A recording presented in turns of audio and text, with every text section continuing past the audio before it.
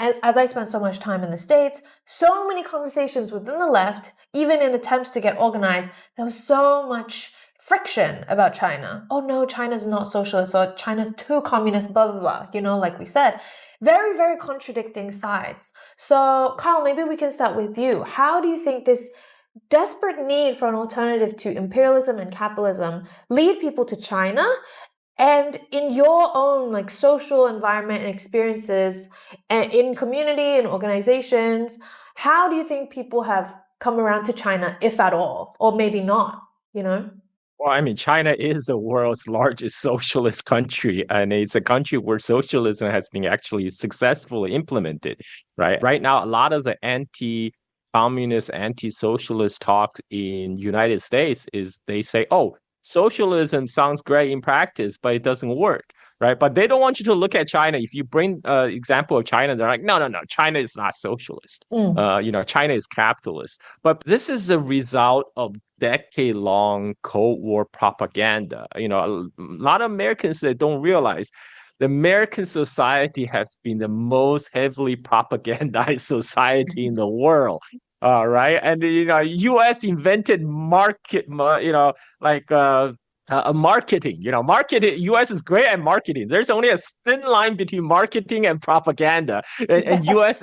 excel at propaganda. The difference is, they say, oh, there's propaganda everywhere.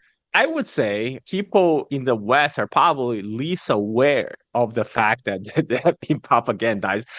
Now people are waking up actually because people there's the credibility of mainstream legacy media is all-time low. This is because they can see that the system has been dysfunctional all around them. It's hard to for those lies to be sustained anymore. But yet at the same time, because there's a profound ignorance about China, they just don't know any real context about China. So yet all their information, most of the information they're getting from China is from those polluted sources, either mainstream legacy media or those NED funded, quote unquote alternative media sources. That's probably run by like a Falun Gong called media channel or something.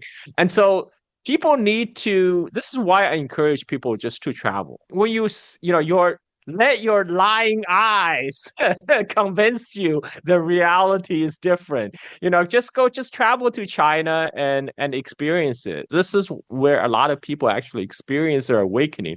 They realize they have been lied to all their life about what China really is. And this is a lot of this talk about, okay, China is not socialist, China is actually capitalist, or China is communist, but it's bad. This is all mostly result of propaganda. And this is why we're here, right? We're here to fight those Cold War era propagandas. Hopefully we're having an effect.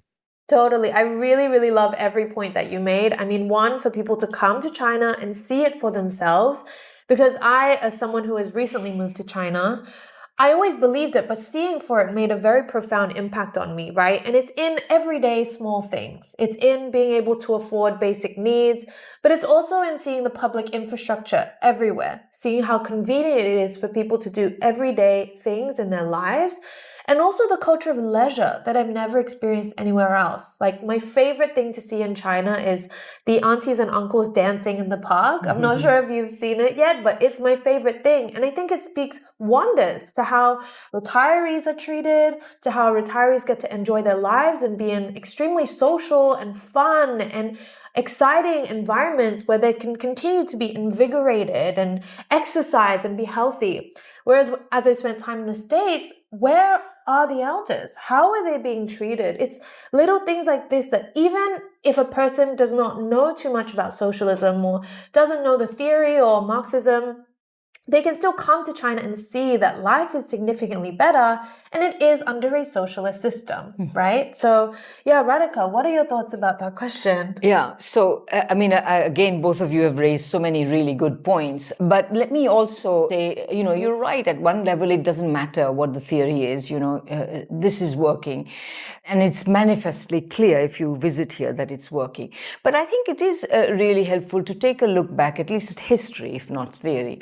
Essentially, if you think about it, most of the Western left They imagine that Russia was not really communist or whatever, socialist. China is not socialist today, because socialism can only really happen after capitalism has finished developing an economy so completely, and then you will have socialism, and it will first occur in the advanced capitalist countries, not in these backward countries, and so on. And unfortunately, this is not true, and it's not even a correct rendition of what people like Marx and Engels, the founders of modern socialism, actually said. But this is what has become accepted truth for a number of different reasons. But I think the main reason is that after the First World War, which was this great cataclysm caused by capitalism and imperialism and all that.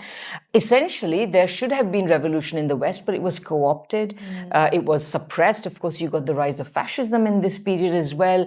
And meanwhile, capitalism's ability to offer anything remotely like development to the rest of the world, it was not there. What all capitalism could offer the rest of the world is subordination and lack of development. So you naturally had the eruption of socialisms that were also about developing their economy. So China, of course, had to develop, very rapidly its economy.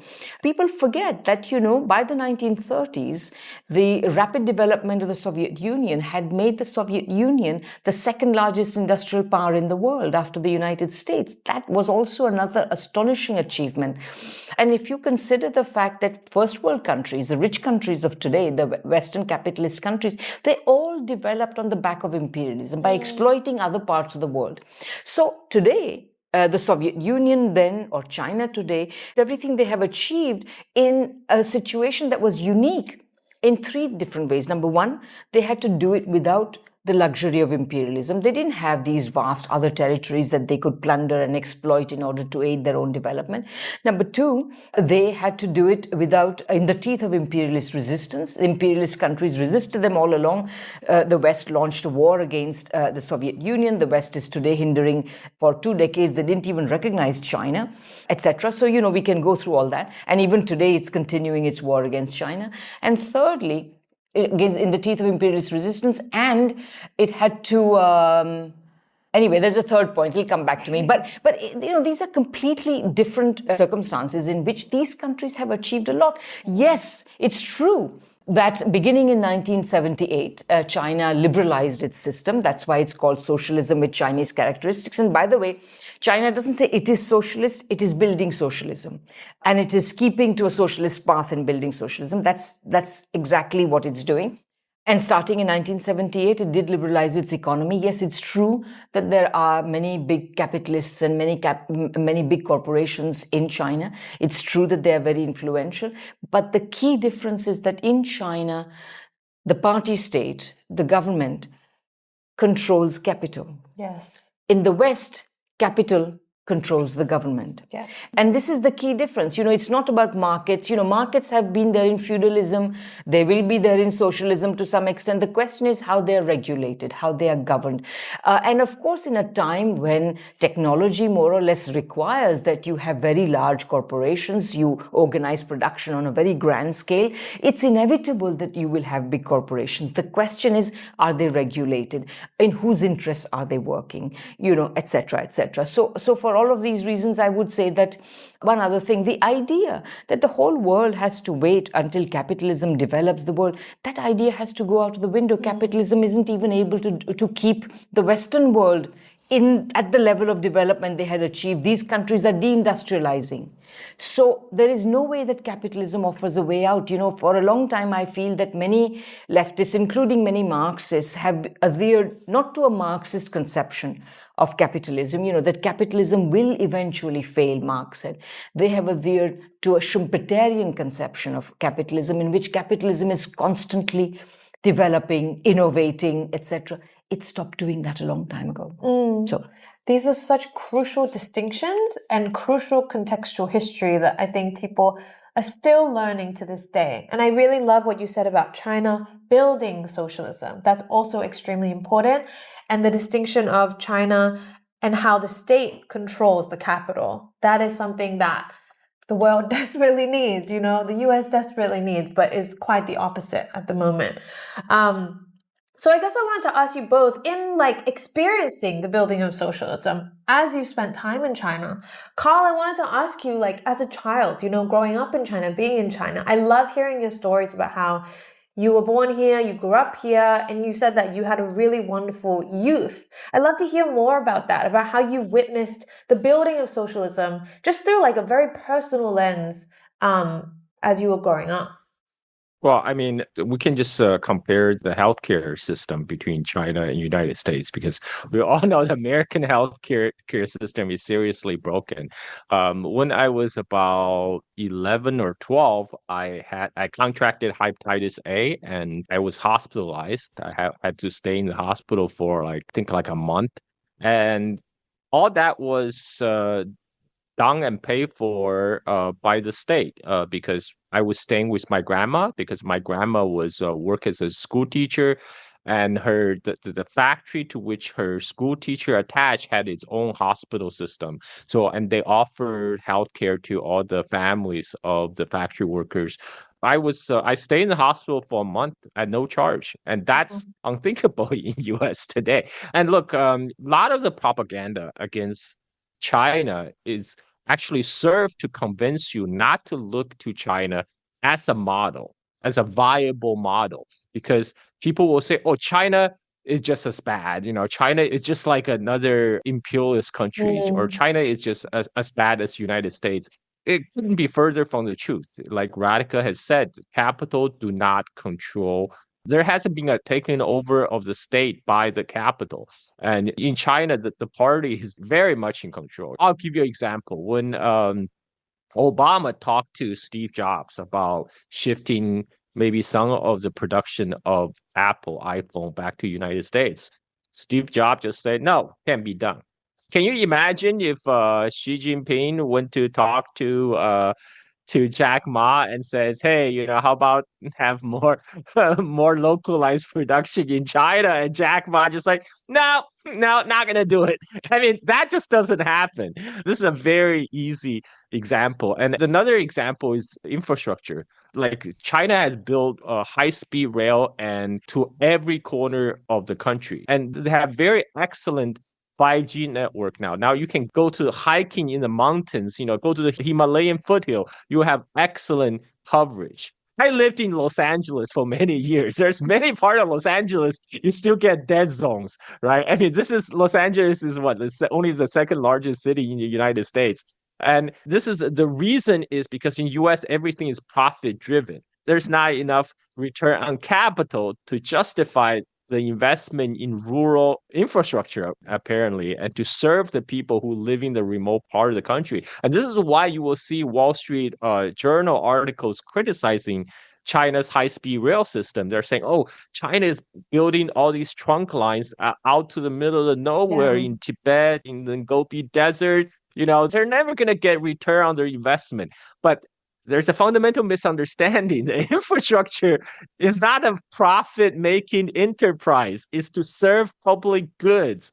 And actually, by serving public goods, you actually facilitated economic exchange. The whole reason of infrastructure is really the government that taking charge of public infrastructure precisely is because these things should not be turned into private enterprises to squeeze out every penny from consumers. And these are the very obvious differences between China and United States. A lot of people just didn't know where to look because maybe they're not familiar with China. They don't have the proper context to understand it. But in China, the difference is they still have those poverty alleviation trains where they maintain like a train line that goes to very remote mountainous area that allow the farmers there to take their local produce, including goats and sheep, to get on the train so they can reach the market and they keep the fare unchanged for 30 years. So local people can also profit from the economy. That kind of thing would not exist in United States. Yeah, I love every single example that you brought to the table. I mean, about Jack Ma, about healthcare in your childhood, especially in an era that was quite different to what it is now, right? In terms of China's economic stability. And then on top of that, my favorite is the high-speed rail. I mean, I travel through China through high-speed rail all the time. And like you said, I'm not just traveling to the other big cities. It's not just connecting the big urban center to another big urban economic center. It's like I can go to the most far out rural region, which is connected directly to Shanghai. I don't have to switch trains. I can just go straight there to a farm. I can go straight there to a rural region in China that I've always wanted to see. And not only does that connect me to these people, but it connects these people to other metropolitans and other farms in all these different areas.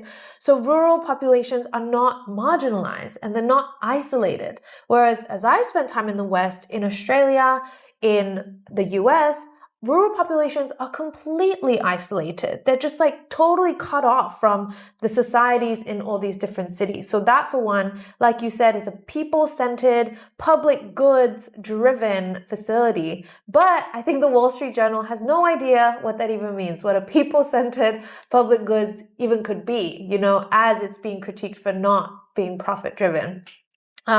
Really, really love these examples that you brought up.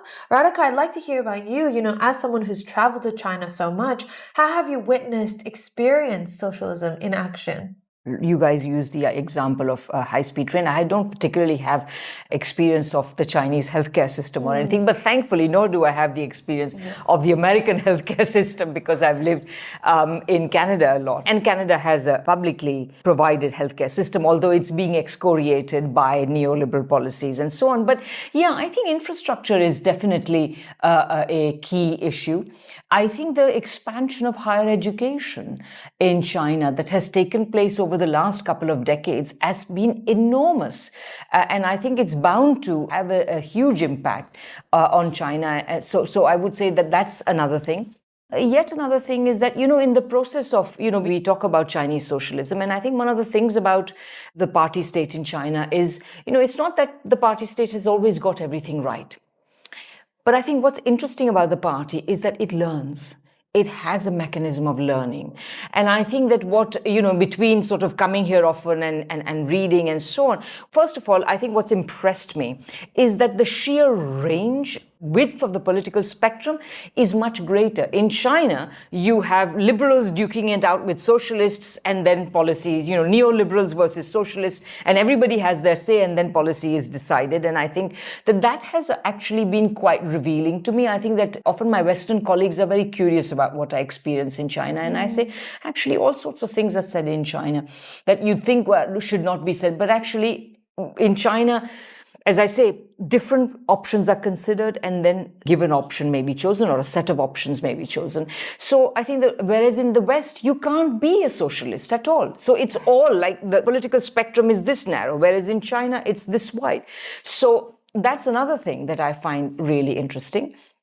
I think also that the new emphasis, I think that, so the reason I started talking about how the party learns is that I think in the process of reform and opening up and in the expansion of higher education, there was a time when I think that there was a brief period of time when in the education system, with which I have some experience, was as if, like they were swallowing neoclassical economics and Western style social science whole, no longer need to talk about Marx, you only need to talk about Max Weber and Paul Samuelson and, neoclassical economics and so on. And this is now changing with a new emphasis on Marxism. And I think that's good. And I feel that what I'm also seeing here in China is that not only is Marx was mainly a critic of capitalism, but this critique is also being used to develop the theory of socialism. And I think that's been really interesting to me as well.